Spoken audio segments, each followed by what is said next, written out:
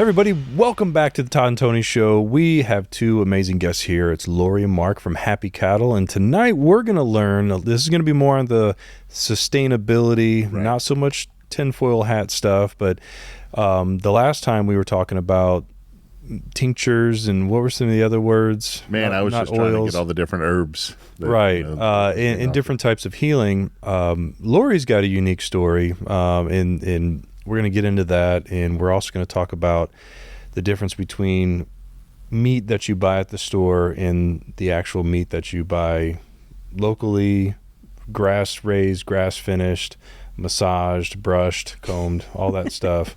So let's get it right into you as my voice cracks. How long have you been in Athens?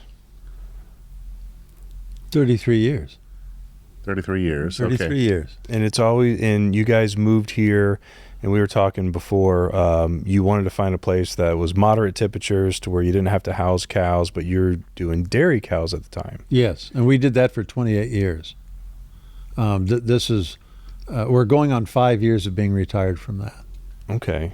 And now you're just strictly beef cattle. Beef cattle. Yes. Okay.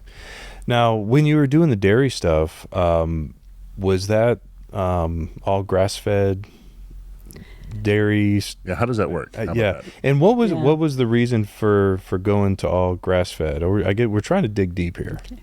Well, with the dairy, we wanted to be down far enough south so that we could rotationally graze the cattle year-round.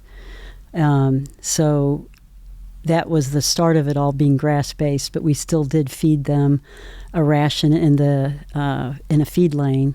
After they'd get milk, they'd go eat a little bit, some of the ration in the feed lane, then they'd go to graze and eat the hay that we would put out for them. And you made milk for grocery stores, or was it just you sold locally at farmers markets? The milk would get loaded into, we'd do a tanker load and a half on average it was a a day. commercial operation. Yeah. We were a member of a co-op, and our milk was regularly shipped to Atlanta. No kidding. Yes. The Atlanteans get the milk and not Athenians. Well, milk, there's a shortage of milk starting on the East Coast.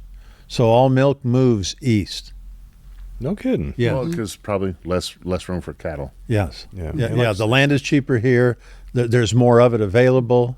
And over the years, dairies have gotten larger, commercial dairies. Gotcha. East Coast likes their cereal, too. Yes. Yeah, Dallas milk would be coming from the panhandle of Texas. Yes. Yep. Okay. And just... So we met because my wife loves to order meat from you. That's right. And it's Happy Cattle, so she figured that it was a happy process from farm to plate. Well, so tell us about Happy Cattle.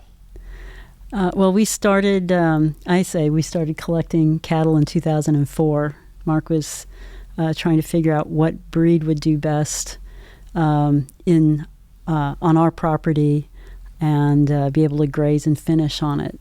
But Mark can fill you in more on all that. Well, we thought that if it would work, that it was most likely to work with Angus and Hereford cattle. But we weren't sure which one of those two breeds might do the best. And so we got some of each, and through the years bred them so that we could see firsthand the differences in the quality of the meat and the way that it's marbled and the productivity of the cattle, how well they grew on the grass. And it turns out the breeds are the same. Oh, are they really? Yes. Yeah. Okay. So that was a pleasant surprise. So we have the strains of cattle that we started with, both Angus and Hereford, because they both worked fine. And the strains that we have are not commercial Angus and Hereford cattle. They're smaller framed and somewhat line bred so that they're more consistent in the quality of their carcass.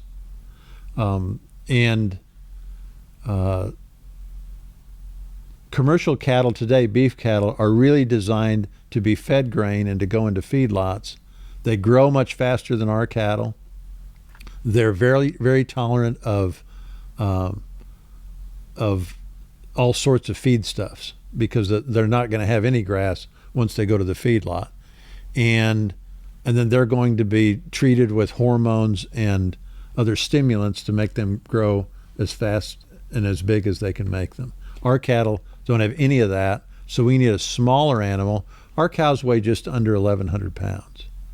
And commercial cattle can be anywhere from 12 and a half to 1,300 pounds on up to big F1 tiger stripe cows can be 1,800 to 2,000 pounds. Yeah. They're very big, but they have really big calves. There are a lot of reasons commercially why people do that, but those are not the cattle that we thought would work for us.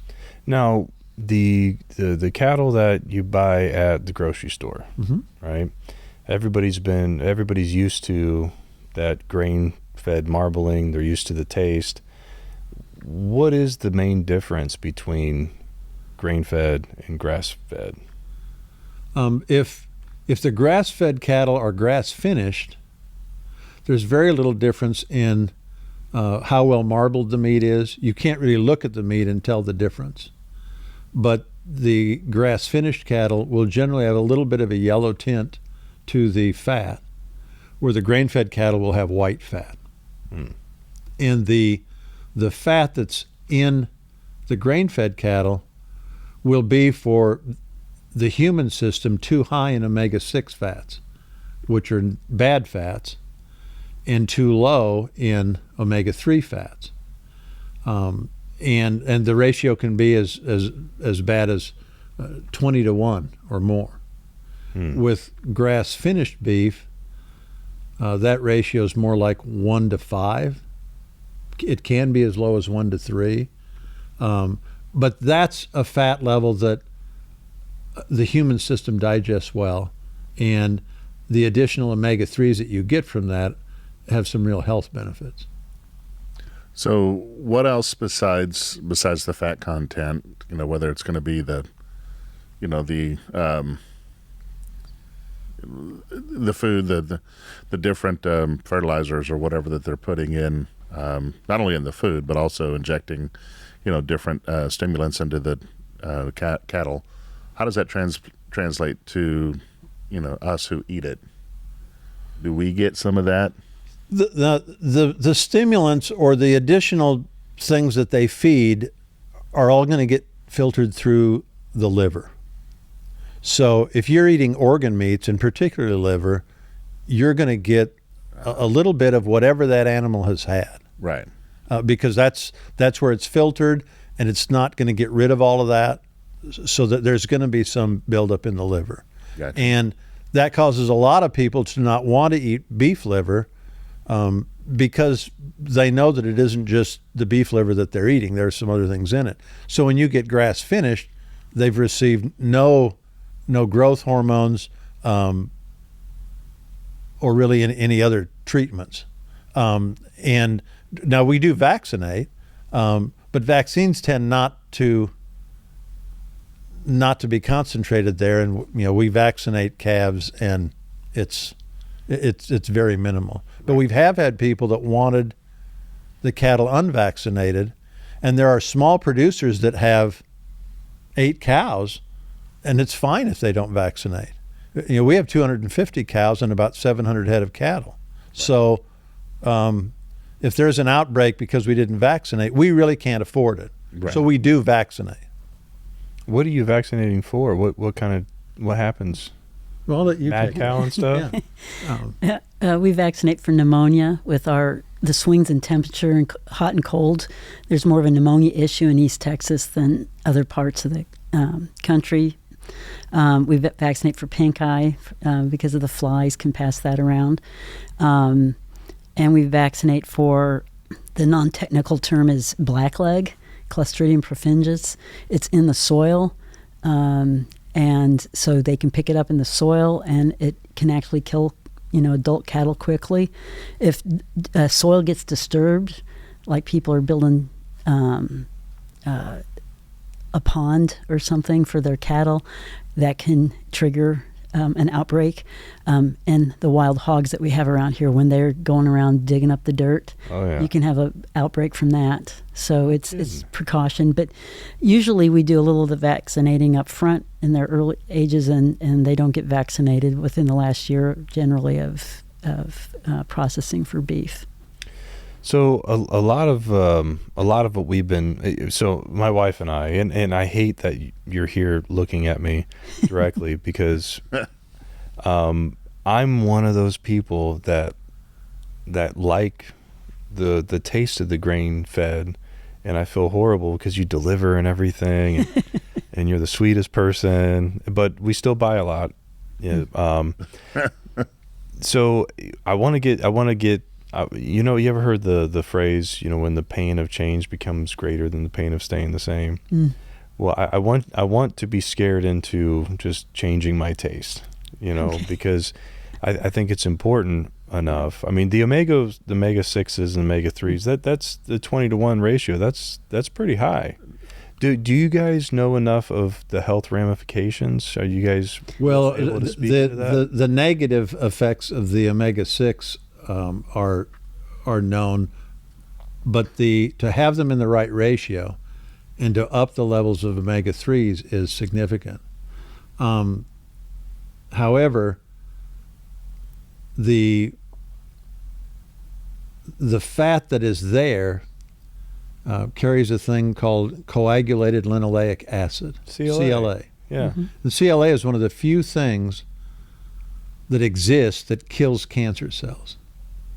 And in that very mild, wonderful tasting grain finished beef that you eat, that doesn't have that. Another health thing that you want to consider, one of the things that's regular for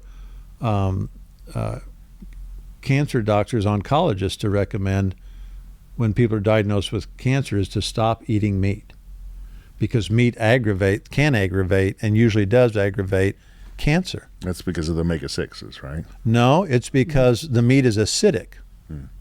And cancer loves an acidic system. So, you can get test strips and do urine tests to see how acidic or alkaline your system is. But they recommend that you, as you get started, that you eliminate or minimize how much meat you eat, because it's going to cause your system to be more acidic than it is otherwise. Grass-finished beef and lamb is alkaline. And if you eat your system, if you have cancer, is acidic.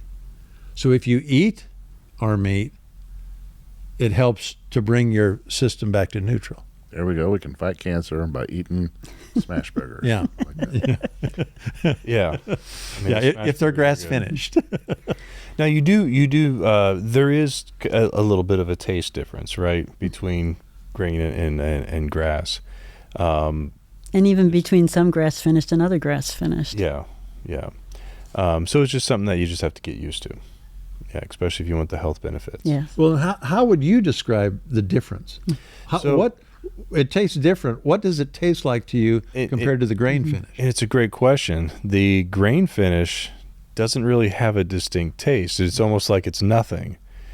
The grass finish actually has a taste to the meat, which I think is just different. It's not bad, don't get me wrong. I'm not saying it tastes horrible. It's just different. He describes it as gamey. I had venison once, and it kind of reminded me a little bit of that. It's like a meaty taste. It's like trying to describe the color blue. It's blue. Well, and when I have people ask if it's going to taste different, I say yes, it will taste like beef. Right. The grain finished beef just doesn't have much taste. It doesn't. No. It's like what has happened to tomatoes. And the chicken and the pork is the same way now. They take all the fat they can out of it, and the flavor is in the fat. Oh yeah. And so it minimizes taste. So your taste buds are not used to what beef tastes like. But it doesn't really taste like venison, and it doesn't taste like pastured chicken. It tastes like beef. And it isn't just the grass finishing that does that. Our cattle are generally about 2 years old when they're slaughtered. and the grain finished cattle are going to be 12 to 14 months old. So that's baby beef. They're not mature until they're 2. And so just having a mature animal will make the taste of the meat a little bit stronger. Because they're not hopped up on all the growth hormones and stuff. Yes. It's a little while to in the feedlot, they can get 4 pounds a day of gain. We're looking at 1.5 pounds a day. So it's a difference. Like cows hopped up on steroids, just stretch marks. Well, and they're bigger animals. I mean, they can stand more gain anyway. But that's really what they're shooting for in feedlots, and we're not. If we can get 1.5 pounds a day of gain, we're fine with that. Speeding things up generally doesn't make it better. It might make it more profitable, but it doesn't make it better. In our quest for becoming more healthy and more sustaining, we're finding that speed isn't necessarily a good thing. I've got physical therapy coming up because I've tried to rush into my summer bod this a little too fast, so I can't move my shoulder. Oh dear. I'll say the ground beef. I can't tell the difference. I can't tell the difference with the ground beef. Yeah, I love the ground beef. I think it's mostly because my favorite cut's the ribeye, and so when you get into that fat, especially into the spinalis part, that's where I can really taste the difference. And I think I just have to get over it, because I'm tired of my wife getting on me, about the Walmart meat, which is probably the worst place, I guess. That's what everybody tells you. Now, Todd did some research on some kind of glycol stuff or whatever that they spray on the meat to keep it red. Some of the color differences between what you get at the store-bought, where it's the light pink color, and when it's farm-raised cattle, it's darker red. And they were saying that they use this glycol substrate, subproduct of whatever it is, to put that in there to couple things. One, to make it last longer, let it sit there for a while. But what's funny is that the U.S. FDA approves it, says it's generally safe, but most other countries, they ban it. They also say that about similar to irradiation. And if you irradiate meat, that will generally be much, much lighter in color. Yeah. Also. So what's that? Irradiate? Yeah. Irradiation is a treatment of meat that allows them to utilize some scraps of meat out of the carcass that they historically were not able to utilize, and so they can irradiate it and have that meat, and then it's incorporated into hamburger. Oh, yeah. So that's in the hamburger, and then the other thing that's allowed at the grocery store, because our meat is about 10% higher than meat at Walmart. Their best, certified Angus, their best meat, we're going to be $1 a pound or so higher than that. But you have delivery. Well, and they are allowed to add water. Really? Yeah. So there's, because we've had people that would buy a roast from us. Let's say it's a 3-pound roast, but whatever kind of a roast they're used to buying at Walmart, and they take it home and cook it, and it doesn't shrink the way they expect it to. And so they come back and say, well, why does yours not shrink? Because it's got as much fat, it looks the same. I say, because we don't add water to ours. And virtually all of the water that you cook out of it, and I'm not sure how much they're allowed to add, but I think it's about 10%. So you're going to pay for 10% of it that way. You're not going to get it because the water's just going to cook right out of it. I noticed that at a lot of restaurants, because I eat meat every day. I mean, I either eat a ribeye or a tenderloin every day. I know it's, sue me. But when I go to a restaurant, nothing wrong with that. Yeah. I know my sizes. I know what it looks like when I cut it off. And when they say it's a 12 ounce and it shows up and it's like that, I'm like, at one point it was 12 ounces, but it's not now. Right. That is 10, maybe. So that could be just they cut it, weigh it, and then they cook all the water out of it. Yes. And so it's going to lose a pound of water. That's amazing. So there you have it. Now we learned something new. So, all right, back to the health benefits. With the grass-fed, you have more of a equal omega count. A better ratio. Better ratio. There's still going to be at least 3-to-1 omega-6s to omega-3s, but it's a healthy ratio. It's alkaline, so cancer fighting meat. That should be on the label. Yeah. This product kills cancer. Right. Is there any other benefits to grass-fed? Well, the CLA that Mark mentioned that does, kills cancer cells is also what makes the fat in grass-finished beef better for you.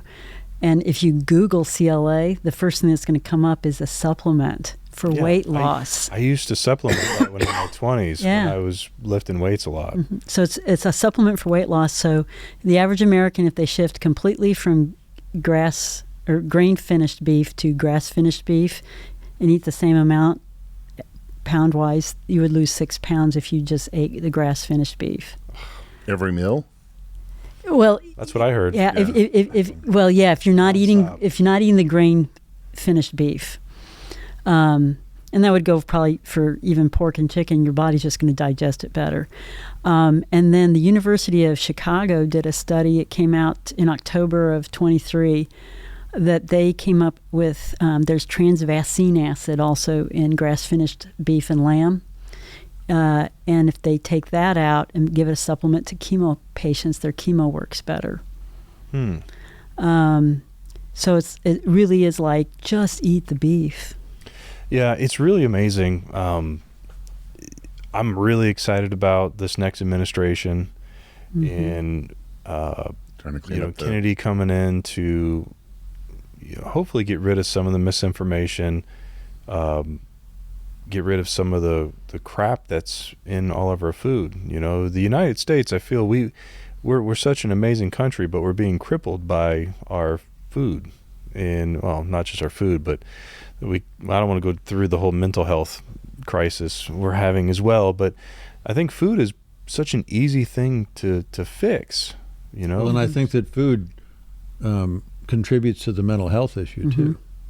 There are so many parents with autistic children that if they adjust their diet and are really careful about processed foods and anything artificial, they can really help those kids be able to deal with their autism. Well, and the ADHD as well. Yeah, we've decided in our house for quite a while now is we don't do any processed foods at all. We try not to go out. We only go out to eat when friends invite us. But we've cut it all out, and we're already noticing a big difference, especially in energy. I used to get really bad headaches all the time. Now it's just every once in a while, and I can point right at the caffeine. Because if I don't have it at the same time every day, I get a headache. I drink my pre-workout or my latte, and all of a sudden it goes away. So just a minor addiction. It's, I just move my addictions around.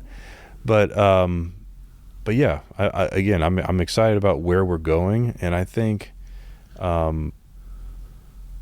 the people who follow us and we're trying to go along with this journey of health and sustainability, I think this is one thing that I'm not sure everybody really knows about. Well, and not everyone has access to. We're lucky that you're here in Athens. Yeah. And I think anything. If you want to live healthier, get out of the city. Yeah. Where everything is just at the corner store. Everything else, you think about it, in order for them to feed the whole community and everything else, everything has to be processed. Everything is right there. It's just, it makes you lazy, and it makes you, it's great to have all those conveniences. When we get outside the city, get into a more rural community, you have to start learning the stuff yourself. Have to start working for it. The availability is not there, but a lot of times there is other availability, some other products or whatnot. So I think your neighbor might have chickens. Get some eggs. Right. Yeah. Well, they're not laying right now. It's too cold, and they're just in there with their butts puckered. I have a question for you. if you guys were somewhere else, Where would you be? well, let's say we're on a trip and you forgot to pack your happy cattle and you're craving a steak and you just happen to find yourself at a Publix or a Walmart, Brookshire's or whatever, would you buy the steak and eat it there? Yes. You would? Yes. There's nothing that you're going to do, unless that's your sole focus in life, that you're going to do it all the time. And I think that if you'll apply the 80-20 rule to it, and you may be able to do it 90% of the time, and that's great. But if you make your habits something that you can do at least 80% of the time, which means that there are places that you do it 100% of the time, then if you go on vacation for a week, you're not going to worry about that then. You're on vacation. Now you can still be careful with what you eat on vacation, but to enjoy a steak on vacation is fine. We've been processing meat for nearly 20 years. And when we started out, we processed one at a time. Now we do 6 or 7 at a time. And the first few years we did 1 or 2 a year, and now we process every 3 weeks. But that's about as much as we can produce. But we learned one at a time, and once you learn what you have and what cuts you want, then when you do eat out, order the cuts that you know the most about. If I'm out, someone else's grain finished fillet or ribeye is a lot safer than someone else's hamburger. Oh man. Okay. Yeah. So if you're on vacation, and you're at the beach and you're thinking, I think I'll get a hamburger. Oh. Is there a steak sandwich? Do you want to eat a light salad for lunch and you'll have a steak in the evening? Because It's a higher. we have a lot lesser confidence in hamburger because it's mixed and it kind of looks the same and you can't really tell. Then there's not much you can do with a true cut of meat. Now you can say, well, this is how it was grown, and so this is likely what it is, and it's a known. And that isn't just in the United States. That's wherever you go. I think if you stay away from ground beef and things that are, it's just like what are the McDonald's chicken Chicken nuggets. Well, what part of the chicken is that from? All parts. Yeah. It's from Parts all is parts. So it isn't just beef, but those things that you don't know, and it isn't that they're necessarily bad, it's that they could be bad and you'd really have no way of knowing. All right, well, let me rephrase that. Yeah. Would you Beaks buy and cheeks. one of those tubes of so we get that for our dogs. We call that dog food, which is those tubes of ground beef it's like $2 or $2.50 a pound of ground beef at Walmart. Would you ever buy one of those if you were out? No. Okay. No, I would buy the best beef that I could. And so I didn't even know that Walmart sold that, because we're always looking at, well, what's the best thing that Walmart is selling? Because that's really what we compete against and what we have to try to be competitive on. Right. And no, something that's lesser we wouldn't do. And I think you just would want to be careful wherever you're at doing that. Yeah, what's unfortunate That's is pretty simple to follow too. Yeah. No, that's a good idea. Eat your 'cause good cuts of meat. Stay away. Kind of same thing with fish. Yes. Well- Eat the top feeders, not the bottom Like feeders. That's right. I'd pick That's after what you've said tonight. I'd probably pick a tenderloin because now I'm avoiding the bad fats too that are in there as much as possible. Wait, but on hamburger, do you remember how many head is it normally that they grind up into make your hamburger? 5,000. I hope no heads. Keep the heads out of the hamburger. Head of cattle. The number of cattle that are processed in the big processing plants, they generally will process about 5,000 head a day, and when they turn it on, they're mixing hamburger all day long. So when they have a recall, it's huge because they never broke it into different batches because it's not as Efficient. to stop it a couple times a day, to break the batches down and have more batches that are smaller. So it makes sense economically to not stop it, to just But grind to 5,000 head. But then if there's a recall, it's a recall on all of that hamburger that day that they've identified in that batch. Or that hamburger patty has, how many different animal parts in it or different animals versus your tenderloin.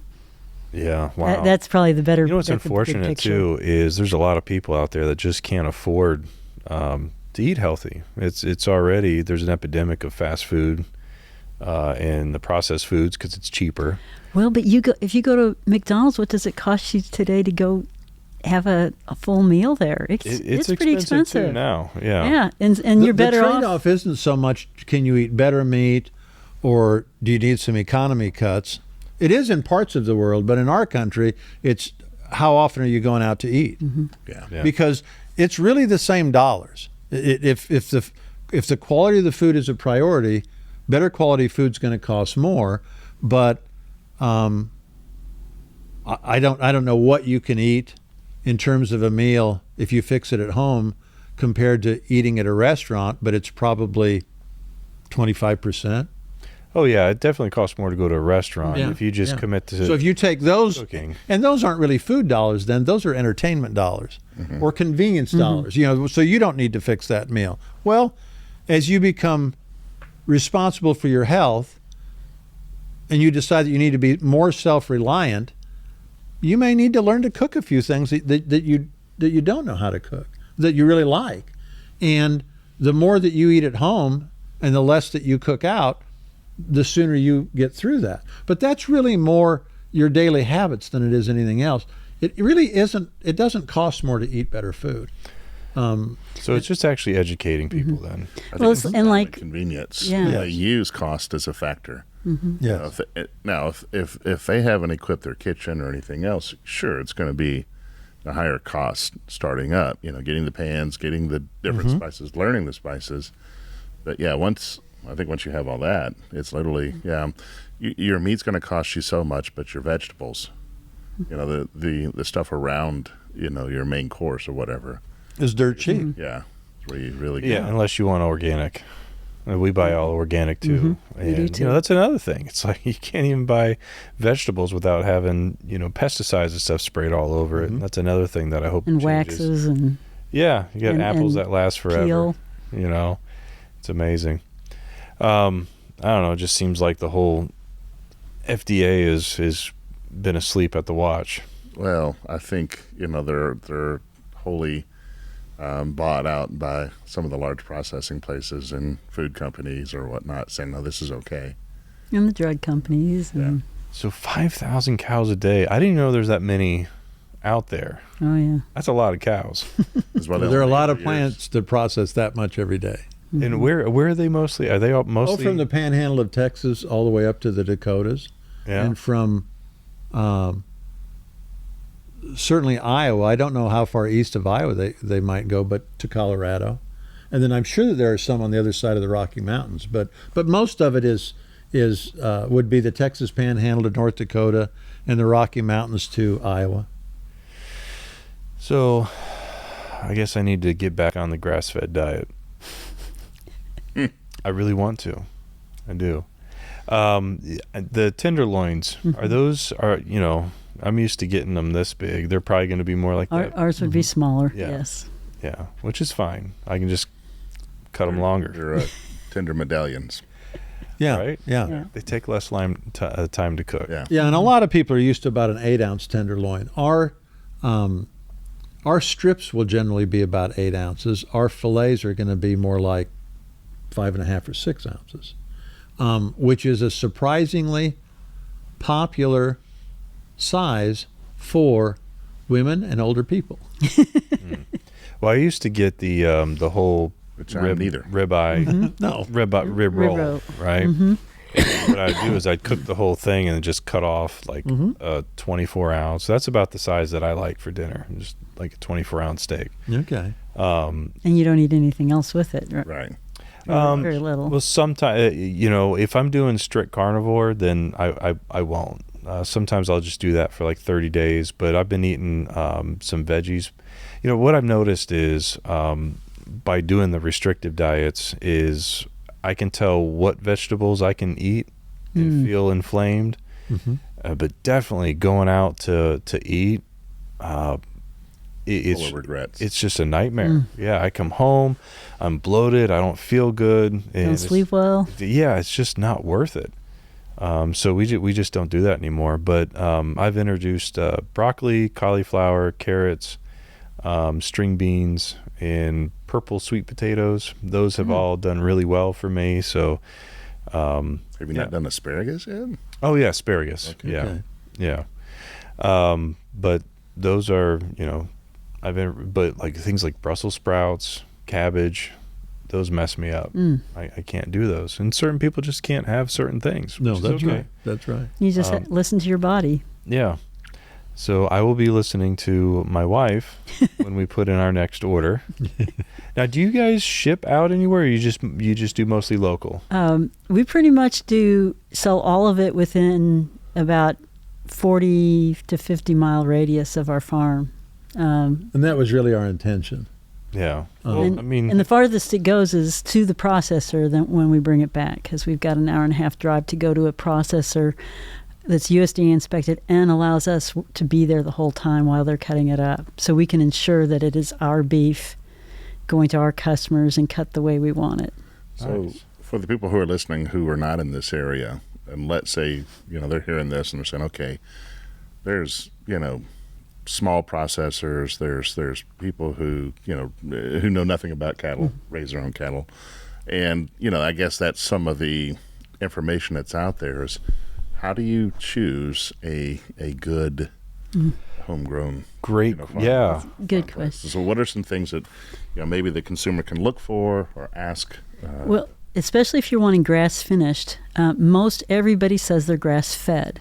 So you have to ask enough questions. That's the most important thing, is ask the questions. And some ranchers are happy to help you with it, and some aren't, as forthcoming with it.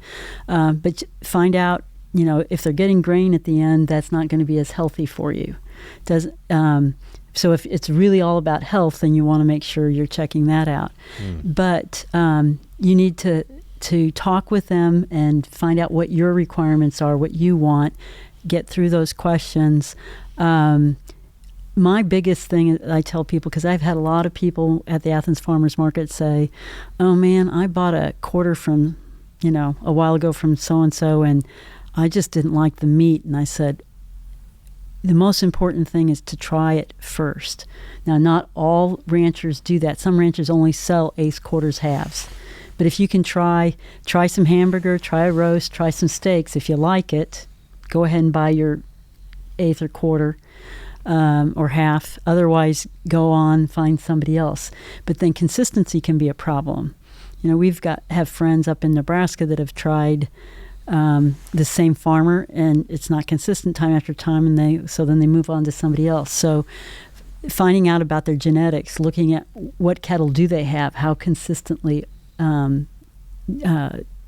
developed are they. Mark went through an awful lot of research to pick the lines that we have of Hereford and Angus, and it makes a huge difference on having it being consistent meat. When you start introducing other breeds, whether it's Brangus, Brahman, Longhorn, when you start looking at the cattle and you can't tell what breed it is, how consistent will all their cattle be if they've got some black, brown, red, that kind of thing. How do you handle the actually, that was a really good question, because actually we'll probably just stay on that for a little bit. Like if I was in Florida, there's probably somebody there that sells that stuff. You just have to find out if it's the right. Well, and I guess what I would say is the number one thing is to source it locally. Wherever you live, probably within 50 miles, and if you're in a big city, within 100 miles of you, there's someone producing grass-finished beef. And how well they're doing, how long they've done it, you need to find out. And if someone is reluctant to answer questions, you need to ask yourself, why are they? So, ask the questions that are important to you. And the one that we know that we're answering it not the way that people want is if they ask if we vaccinate. The answer is yes. And if they say, well, I want unvaccinated meat, we say, well, we don't have that.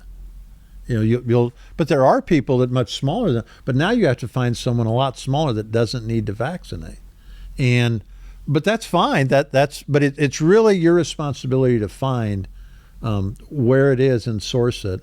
And I know you can go on the internet and order it, but internet shippers generally are also sourcing the meat. They're really a marketing arm. They're a distribution center. No kidding. Yeah. So you may have good luck with that, but there's some variability that can occur there. That if you just find the right local producer, you're going to cut way down on the variability. Yeah, we do that with the chicken right now.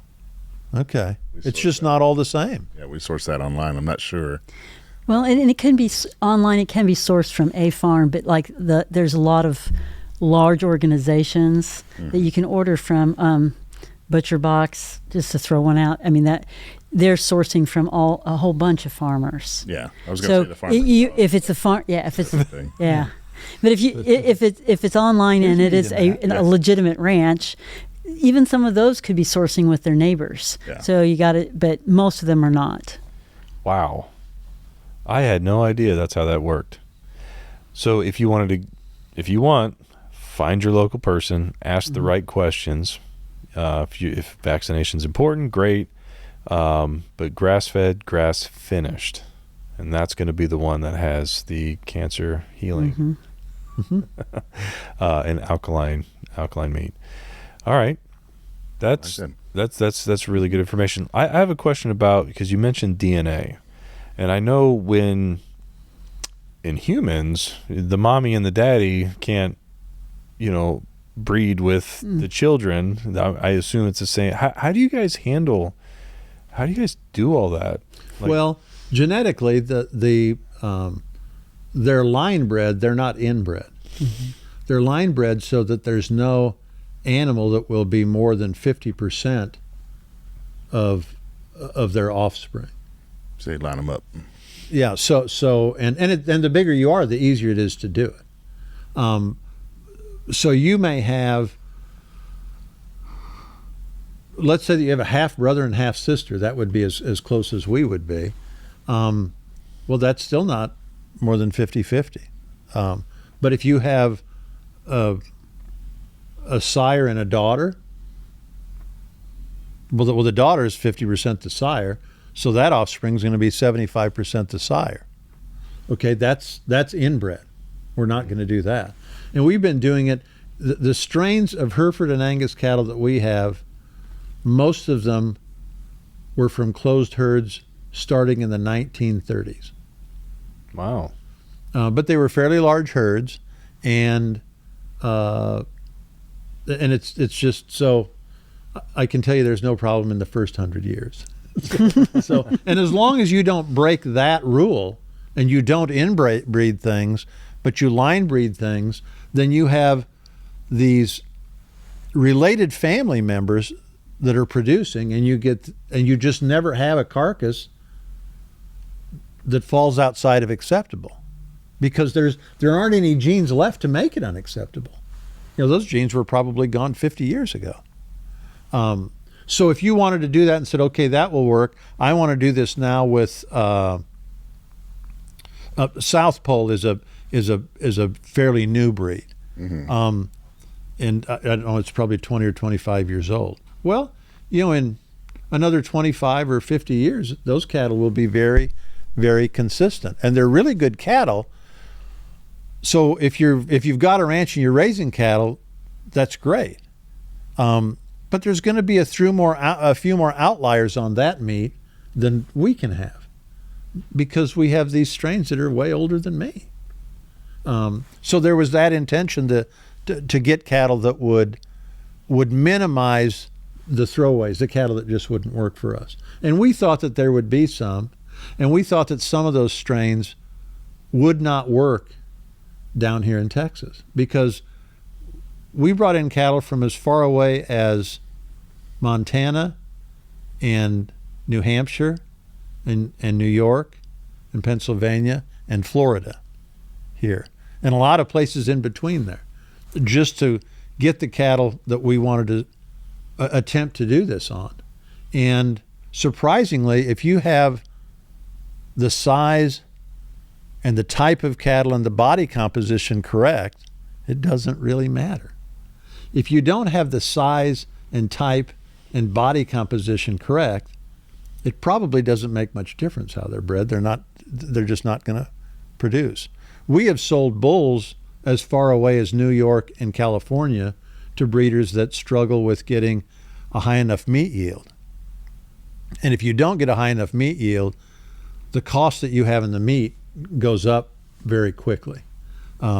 So the hanging weight of the carcass needs to be 60% of the live weight of the animal. And the simple way that you do that is you get cattle that are 2 or 3 inches wider. You don't have to be bigger or more muscular, or they have to be thicker. And for a lot of people that start out grass finishing and they've not processed before, and they start to work with what their yields are, they're at 50%. And the only way you're going to get to 60% is to buy a bull that is 60%. And in a couple of crosses, you can have that. But you have to get an animal that is thick enough to get those meat yields up. So, and if you have the right genetics, it's an almost impossible thing to correct if you don't have it. It's one less thing for you to worry about going forward. So it's still a question of, well, is it going to rain this year or not, or how cold is it going to be? They're all, but if you're able to manage the pastures properly, you have the animals on there that will work. What I hear you saying is to leave it to the professionals. That's what I hear you saying. Well, because it sounds like a lot of work. So he won't steer you wrong.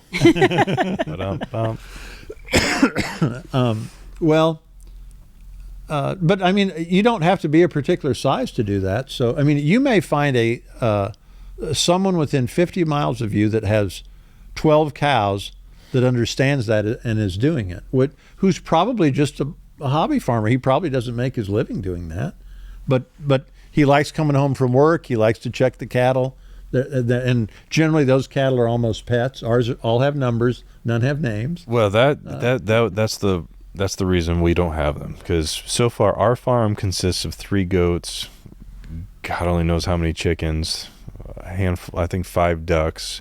We had 2 turkeys, 1 passed away.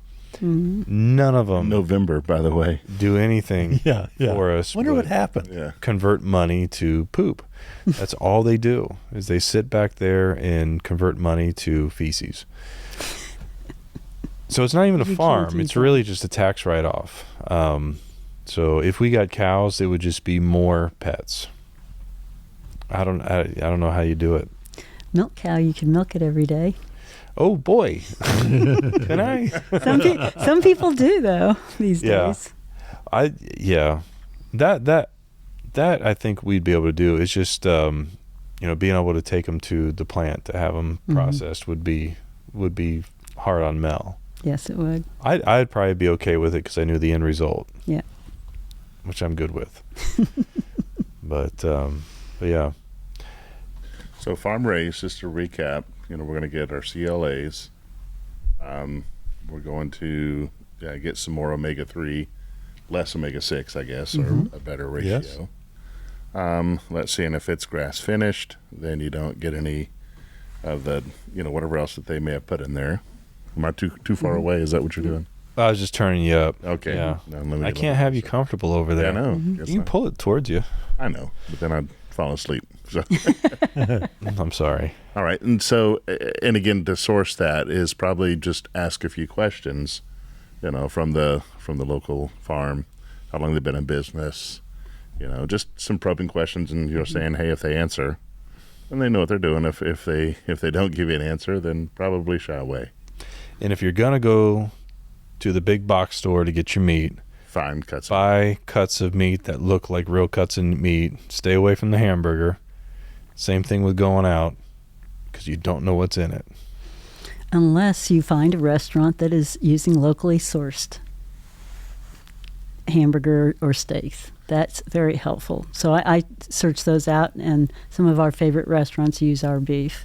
Ooh, which That's the- restaurants would that The be? dock? Like, the Forge, The Forge.